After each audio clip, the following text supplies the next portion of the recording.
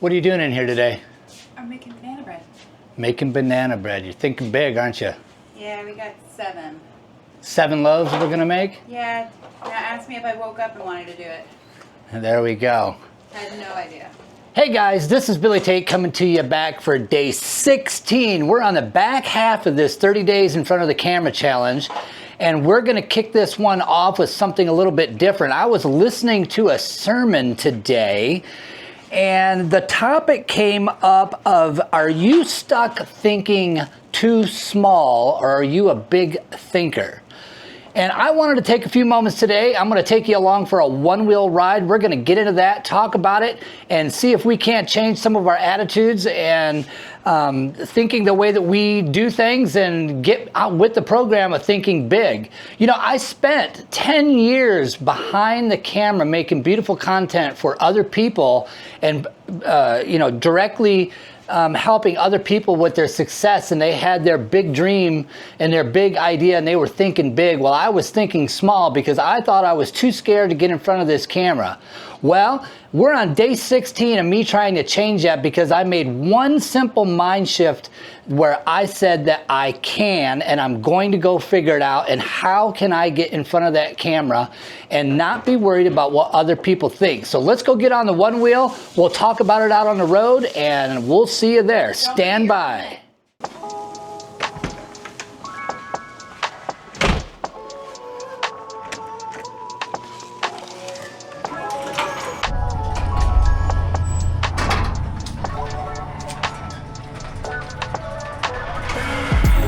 Let's go ride this thing and talk about it.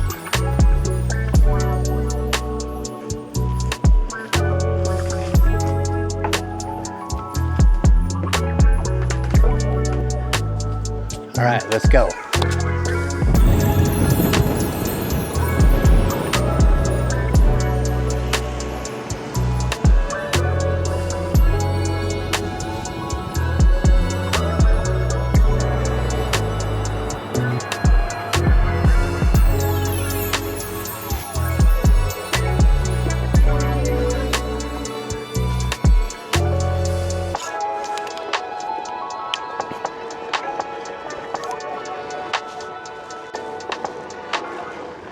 All right, guys, we're out here in the meadow, and let's ask that question again. Are you stuck because you're thinking too small? And what do I mean by that? Are you an entrepreneur? Do you own your own business? Are you stuck in a relationship that doesn't seem to be growing? Are you trying to learn a new skill, but you seem to be in a rut? Are you stuck in your faith? There could be a lot of different meanings for that. And what I mean by thinking small, do you think about reasons that you can't do something versus reasons that you can? Let's dive into that. You know, guys, in the opening of this video, I told the story of how for 10 years I made content for other people, and I was meticulous about my editing, meticulous about my lighting and camera angles and making sure I got the shot. But every time I would get out in front of that camera, it was ba-dip, ba-dip, ba-dip, ba-dip, ba-dip, ba-dip. And I just didn't have the belief in myself. And I think it might have been that I was afraid about what other people would think of me, or judge me, or find out that maybe I was a fraud because here I am, this filmmaker and guy that works on all these YouTube channels, but I can't get in front of the camera and make any content. The real obstacle to what my progress was my mindset. I was thinking small instead of thinking big. Instead of doing the things that I needed to do in order to get better in front of the camera, such as this 30 days in front of the camera challenge, I just continued to go on thinking that was good enough for me to do it for others. And my mindset was small. And when that shift changed this year for me, I'm thinking big now. I don't know what this content is. I don't know if it's any good. It doesn't really matter, but I'm getting more comfortable being in front of this camera. And that's the goal. That's gonna help me get to that next level. I already know how to make the filmmaking and do all that. But we're going to get more comfortable talking to this camera like I'm right here with you guys, and we're going to tell stories and share knowledge. I'm changing my mindset from small to big. Second point I want to talk about is thinking big is critical. It unlocks progress. We need to get over our self-doubt. I mean, why are we the most critical of ourselves than anybody else? We believe that we can't before we even try. Rather than having an attitude of, I'm going to give that a try and it doesn't really matter if I fail or succeed, we've already convinced ourselves that we can't do it and we're not going to do it. I want to use an example of a contrasting scenario with, let's just use entrepreneurship as a lesson for this. Have you ever known of an entrepreneur that has all the resources, all the opportunity, the best business plan, the smashing idea that should be $1 million idea, and you know that if you had all that you would absolutely smash a home run with this, but they seem to be stuck. They seem to be focused on all the things that they can't do. That's a great example of being a small thinker. In contrast, have you ever known of an entrepreneur or a young man that started a business and right out of the gate they had an absolutely smashing success? They never spent 5 minutes putting together a business plan, no resources, no plan for what's going to happen or how to grow that business, but they just seem to have the secret recipe. That is because that person is focused on the things that he can do to achieve his goals. He has a, I'm going to do this, I can, how can I achieve that goal attitude. That's thinking big. The small steps and the things that we focus on a lot of the time to paralyze us are the things that he just does on the fly. Doesn't worry about how it's going to get done. He's focused on, I'm going to start this business, we're going to make it a smashing success, and this is going to be a lot of fun. That's a problem solver. That's someone that is thinking big. To prove my point, I want to go into the scripture. We're going to be in Numbers 13 and 14, and I want to give you a story that talks directly to this. It's going to be the story of the Israelites, and as they're going into the promised land that they've been promised to by God. They were released by their slave captors and promised to get all the riches of the land. And they send in 12 scouts into the land of Canaan, and they come back, and 10 of them come back and say, oh my gosh, it's the land of milk and honey, but there's huge giants in there and they can smash us like we're grasshoppers. They'll kill us, and it's just a terrible, terrible situation, and we don't have any type of a chance. But there were 2 that came back, and with their belief in God and their faith in their abilities said, we can do this. This is the land that God promised to us. He is with us. He is beside us, you see. And guys, that really talks to the difference between thinking small and thinking big. You see, the real limitation was not the giants and not the things that they can't do. The real limitation was that they didn't believe. They didn't have faith in the promises of God. They didn't have faith in their own abilities. And all they did is get focused on the things that they didn't think they could do. And that's a great example and scriptural basis for the difference in thinking big and thinking small. You know, I mentioned that I got this idea because my mind shift has shifted because I'm doing this 30 days in front of the camera challenge. And I think it's fantastic. And what I've seen in this in my own life is that mind shift has taken me to a whole nother level. I'm not worried about validation. I'm not worried about views, going viral, whether or not this content's really good. It's not about that, guys. That's small thinking. Because what happens if I do get that? I'm not improving my craft. I'm still, doing crappy talking in front of the camera, just like that, ba-dip, ba-dip, ba-dip, but I'm not getting any better. My mind shift is by not worrying about any of that. My mind shift is getting in front of this camera every single day for 30 days straight to work on my craft, to work on being comfortable getting the ideas that I have on these pieces of paper out to you and on record. And that other stuff, if it's God's will and if I start creating better content, there's a very, very good chance that that could be my reality, but I'm not banking on that. And just because nobody's watching my videos, nobody's leaving any comments, I'm not getting any validation, doesn't mean that I'm not getting value out of this, guys. So that to me is the mind shift of going from thinking small to thinking big. And just like anything else, guys, you know, you got to start somewhere. You put one foot in front of the other, and before you know it, you're full on galloping and running. And I'm just trying to make this content and keep that thinking big mindset.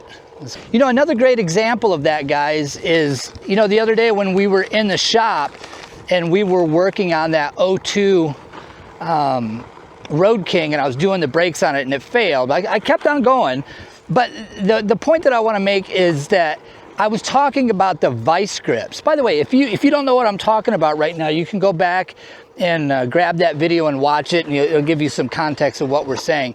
But I was talking about the vice grips and having to use the tool that I had in order to solve the problem, because there was a problem with one of the fasteners. It was stripped out, and a regular tool that the manual or, you know, what the size is wasn't going to work. So I had to come up with another solution in order to make that work. And that was another thing that really struck with me with that when I was watching the sermon, was that that's a lot of what mechanics is adapting and problem solving. I mean, anybody could just unbolt something and put on a new part, which, by the way, is what most dealerships do now. When you take a car to the service, they're not actually fixing anything, they're just replacing parts.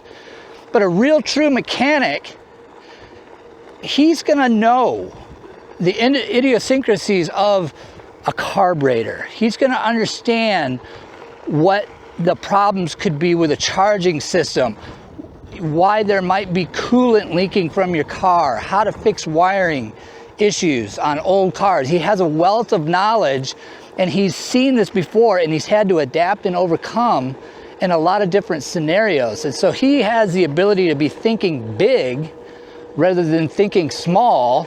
Thinking small is just grabbing a new part off the shelf and replacing it. Thinking big is like, how can we make this one work?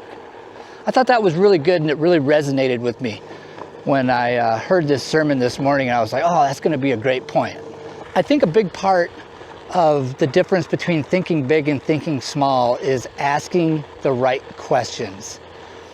Are we asking ourselves, is this good enough? Do I really need to improve?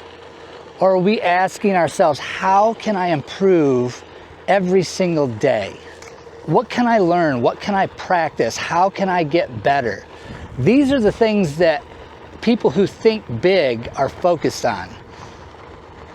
My tip is to reframe doubts into action-oriented questions. In other words, I doubt we're going to be able to do that. I don't think I have what I need to get that done, to, hey, we got to get this done. What are the tools that I have, or what are the resources that I have available to me right now that we can get past this obstacle, because we've got to get out of here and get going on this project. That's the difference between thinking big and thinking small. Joshua and Caleb had an attitude of, how can we do this, rather than, it's impossible, I don't see a way. So I think that we need to get ourselves into that mindset, into that framework of, how can I solve this? What are the steps that I need to do right now in order to get to the next step? What do I have laying around? What do I have available to me as far as resources? It might not fit perfectly, but it's going to get the job done. That is a biblical principle, and it's right there in black and white in Numbers 13 and 14. You know, I think we really need to break the cycle and take action. And what I mean by that is we need to take steps and be okay without instant validation or instant success. All things that are worth having are worth doing and doing right, but we need to be consistently taking steps towards our goal and not focused on the rewards of it. You know, my grandfather used to tell me that if you do hard work and you're honest and you do the best job that you can possibly do and love what you do, that the money and the success will follow.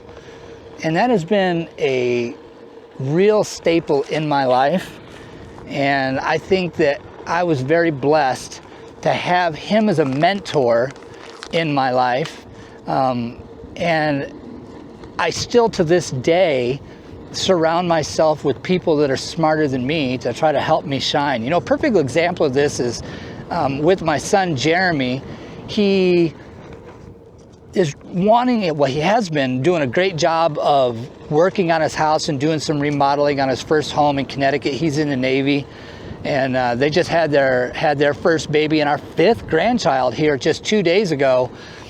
But what he did is he wanted to learn how to do home improvement on his house. So he just started going down to the local donut shop at 5 a.m.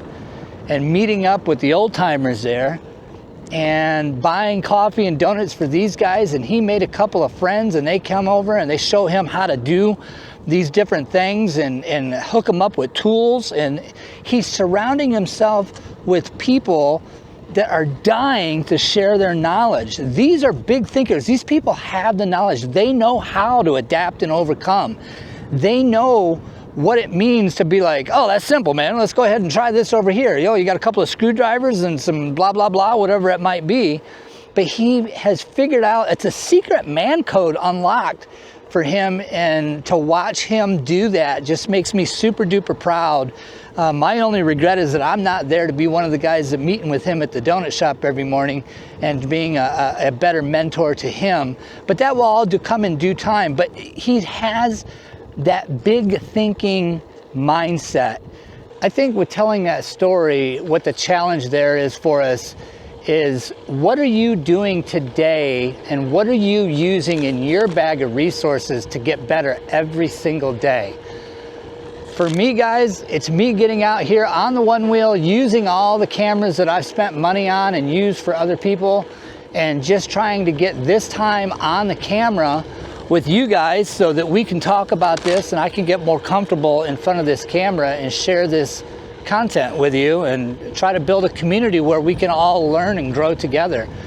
But I challenge you, what is your challenge that you're going to be doing in order to get better just a little bit every single day? All right, guys, that's about enough here for day 17 or 16. I don't know. We'll fix it in post.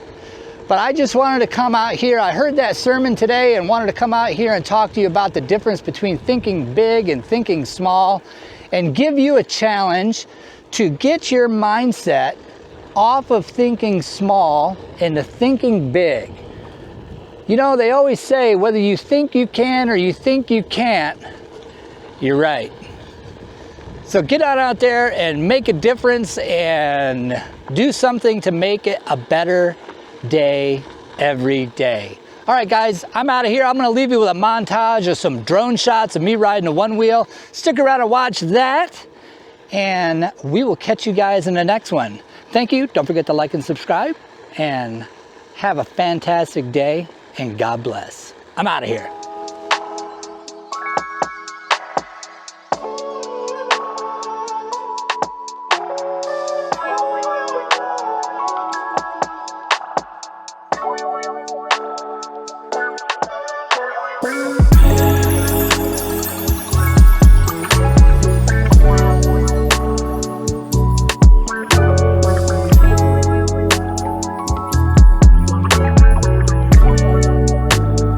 Thank you.